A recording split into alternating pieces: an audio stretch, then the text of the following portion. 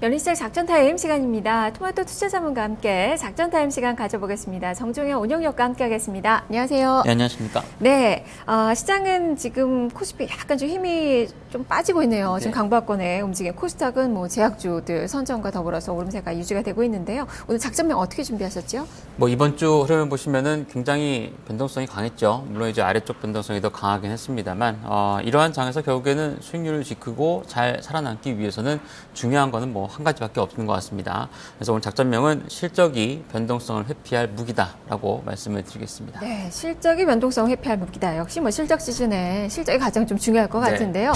자, 그러면 이 작전을 수행하기 위한 미션들 어떤 것들을 봐야 될까요? 네, 일단 뭐 여러 가지 요인들이 좀 많이 있습니다. 증시를 이제 움직일 만한 특히 이제 해외 시장 쪽에서 어떤 변동성 관련된 내용이라든가, 또한 말씀하신 것처럼 뭐 간밤에 뭐 미증시 같은 부분을 보면은 좋다가 애플의 실적 우려가 지속되면서 주가가 또 내려앉는, 결국에는 뭐 대외 변수도 중요하지만 실적도 중요하다라고 좀 볼 수 있을 것 같습니다. 그래서 첫 번째로서는 대외 변수 중에서 역시 중국 증시 안 볼 수 없죠. 중국 증시의 등락이 글로벌 증시를 출렁거리게 한다는 측면에서 뭐 오늘도 제가 볼 땐 개장 이후에 중요할 것 같고요.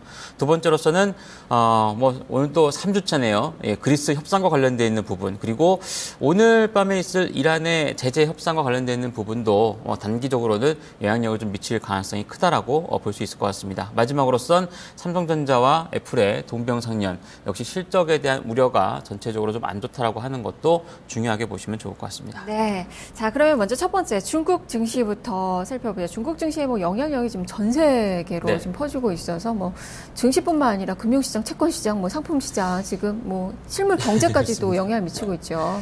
뭐 속된 말로 미국 은행이 투자하고 있는 것 자체가 그리스보다 중국이 훨씬 많다고 하니까 뭐 아무래도 중국 증시에 관심이 안 둘 수가 없을 것 같고요. 또 어제 한 5%대 급반등이 나오면서 굉장히 많은 루머들이 양상이 됐잖아요. 뭐 예를 들어서 4,500선까지 갈 때까지는 뭐 매도 못하게 한다는 등, 아니면은 그 이외에 어떤 사실 뭐 우리나라 입장에서 보면 말도 안 되는 그런 내용들이 좀 많이 있었는데, 그만큼 중국 증시의 어떤 움직임 자체가 굉장히 좀 단기적으로 중요하게 받아들여진다라고 볼 수 있습니다.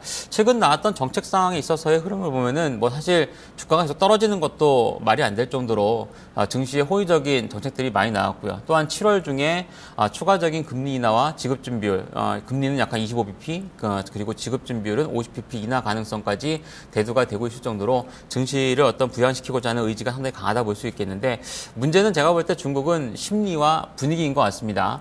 개인 투자자들의 어떤 참여 비중도가 굉장히 높은 나라이고, 또한 계획 경제 하에서의 어떤 정부의 통제가 먹히지 않았을 때의 불안 심리가 극도로 달할 수 있기 때문에 어제의 상승세가 과연 뭐 이어질지 아니면은 다시 반락할지는 제가 볼 때는 확인해야 될 것 같습니다. 그래서 국내 증시 입장에서 봤을 때는 사실 뭐 그냥 오르거나 내리는 것 자체보다는 변동성 자체가 좀 축소되기를 기대하면서 증시의 흐름을 보는 게 좋을 것으로 판단이 되고요. 만약에 계획적인 어떤 정부의 정책이라는 것들이 좀 먹히기 시작한다라면은 글쎄 일단 뭐 4천선 내외권역까지의 반전 가능성은 열어놓고 보시는 게 좋을 것 같습니다. 네, 지금 계속 중국 증시가 금요일마다 폭락이 나와가지고 네, 오늘 움직임이 또 너무도 중요할 것 같고요. 그리고 그리스, 그리고 네. 이란 또 말씀해 주셨는데요.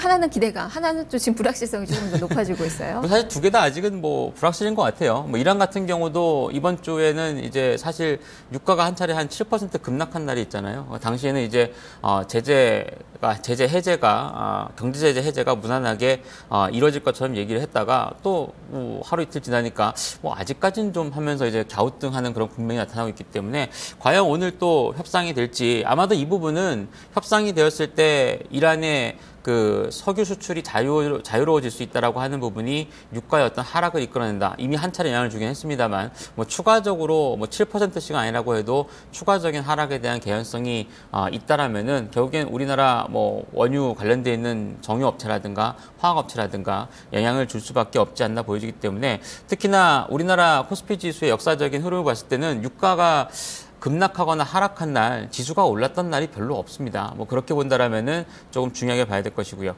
그리스 협상은 뭐 일단은 낙관적인 것 같습니다. 유럽 증시 쪽에서도 일요일날 협상안에 대한 부분 자체를 상당히 긍정적으로 받아들이고 있고, 오늘도 이제 외신 속보로 오전 중에 그리스가 이러이러한 어떤 뭐 구제 협상안을 내놨다라고 얘기를 하고 있는데, 일단 뭐 일요일날 뚜껑은 열어봐야 될 것 같습니다. 만약에 또 협상이 안 된다라면은 정말 뭐 EU나 그리스나 모두 배수의 진을 친 상황이기 때문에 한쪽 뚝이 무너질 수도 있는 그런 상황인 만큼 협상이 된다라면 어느 정도 증시에는 긍정적인 역할을 해줄 수 있다라고 보여집니다. 네, 자 그리고 세 번째 뭐 실적 시즌에서 정말 네. 뭐 좌우할 만한 미국과 한국을 좌우할 만한 두 종목이 부진해요. 예, 애플은 지금 뭐 주가도 많이 빠졌더라고요. 예, 애플이 지금 연중 최저치 수준인 걸로 제가 알고 있는데, 삼성전자는 그나마 뭐 실적 발표를 이미 했기 때문에 뭐 추가로 뭐 실적 부진 요인으로 더 하락할 요인이 없지만, 사실 반대로 생각해서 그러면 3분기에 좋아질 거냐라고 하는 쪽에서 봤을 때는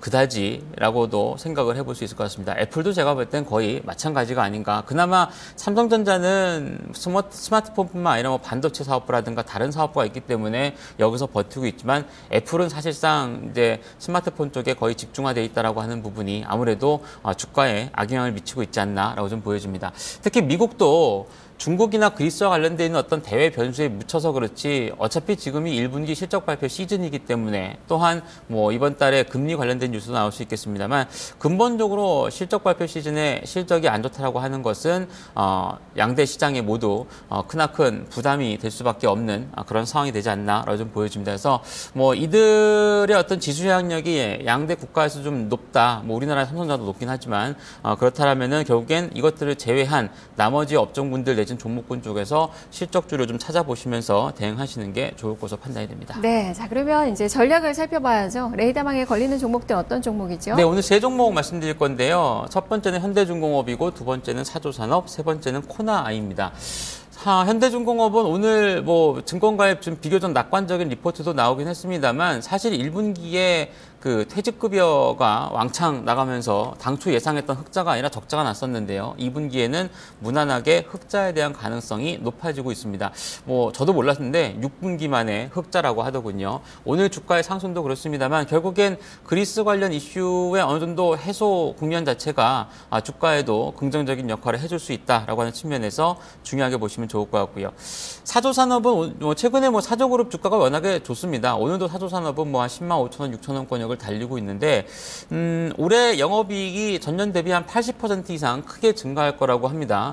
특히나 참치 가격의 상승이라고 하는 부분이 해당 그룹의 전체적인 실적을 이끌고 있다라고 하는 측면, 단기간에 좀 많이 올라섰다라고 하는 것이 또한 정거점 부분이라는 게 부담이 될 수 있는 상황이긴 하지만, 조정 시에는 무난하게 진입을 해볼 수 있는 그런 기업이라 보여지고요. 마지막으로 코나아이는 아직은 뭐 실적에 비해서 주가가 오름폭이 나타나진 않고 있습니다만, IC 칩 교체의 최대 수혜주라는 측면에서 우리나라뿐만 아니라 중국과 그리고 유럽, 미국 모두 진출해 있기 때문에 거기에서 어떤 모멘텀 자체가 부각된다면, 지금 실적 대비했을 때는 그렇게 주가가 움직이지 않았고요. 최근에 국민연금을 포함한 몇몇 장기투자처에서 지분율을 많이 올려놨기 때문에 좀 단기보다는 긴 안목에서 접근을 해보시면 좋을 것 같습니다. 네, 알겠습니다. 말씀 잘 들었습니다. 감사합니다. 네, 정정현 운영력과 함께 작전 타임 시간 가져봤습니다. 양시장 지수는 그대로 좀 유지가 되고 있는 그 구간입니다. 오늘 장에서도 여전히 이 종목에 대해서 많은 고민하고 계실 텐데요.